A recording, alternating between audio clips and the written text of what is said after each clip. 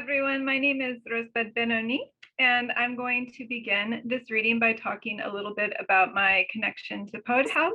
I taught a class a couple of years ago called Poetry as Creative Reception, and it was the class that looked at poetry's impact in science and vice versa. We talked about artificial intelligence, we talked about social media, and we just talked a little bit about the good old multiverse. So I'm going to read a poem now by Dorothy Chan called Hello, Baby, Hello, Sir, and it's from her newest book, Babe.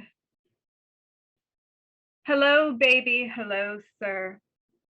The driver greets us, and you immediately put your hand on my thigh, even though I'm frowning in a blue fur coat, a cookie monster with a sparkling phone case. I'm baby, looking out the window, ignoring you, sir, a man of 41, looking more like 50, when in fact I would prefer 50, a nicer round number that would somehow make our situation make more sense.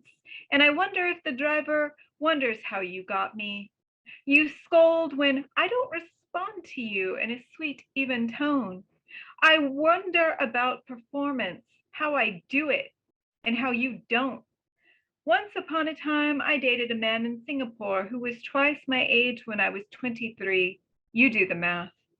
He had enough charisma and money to fill 2, maybe even 4 of me. You do not. I wish I could file my nails right now. I wish you would leave me alone and stop manufacturing the love story where a pretty Asian girl fell in love with you at first sight. Some women are bored until they are trapped. That was again from Babe by Dorothy K. Chan. So now I'll read a poem from my latest collection, If This Is the Age We in Discovery, which won the 2019 Alice James Award and came out in 2021. I know that a lot of people have experienced a lot of loss during these past few years, so I'm going to read a poem that speaks to that and the idea of transformation. This is called The Songs We Know Not to Talk Over. After a funeral, something rustles from the wind, flutters haphazardly close to your aching chest. Most likely it will fall to the cracked sidewalk. Stop walking. Consider it. You won't understand what you are looking at. This sort of green would-be katydid with dragonfly wings and limbs like a praying mantis. It's incapable of anything but beginning. It won't sense your grief for someone it has been. Walk away first. You won't see it again because now it's a bird. Not very scientific, but I have seen this. Not the transformation, but how often have I asked the sky what comes after death, and 2 birds pass over my head. I couldn't tell you why. I awaken at times to a pecking at my eyes. I don't know why some birds return to haunt us. I have felt thin, small talons dig into my wrist.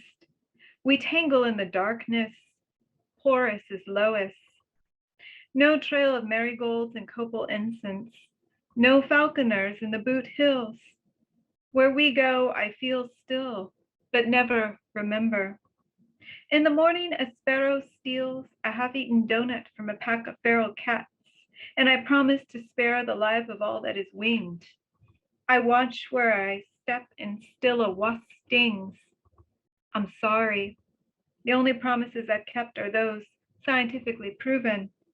I have no infrared evidence, no delicate microphone to catch when I check the closets and drains during a thunderstorm, when I've said, sitting at a deathbed, it's gonna be okay. I've told them not to pull the plug, even if my body says when. Bury me standing, bury me 3 times. No one really drops dead from seeing your gaunt, flitting shape in the mirror. Not mirror, but grace. Forgive me for covering my eyes, for cowering under the blanket, for swatting at you when I passed a flower garden, when I shut my windows and chased you from park benches and fruit trees. I didn't know. There are people I'm not willing to ever let go, and I won't.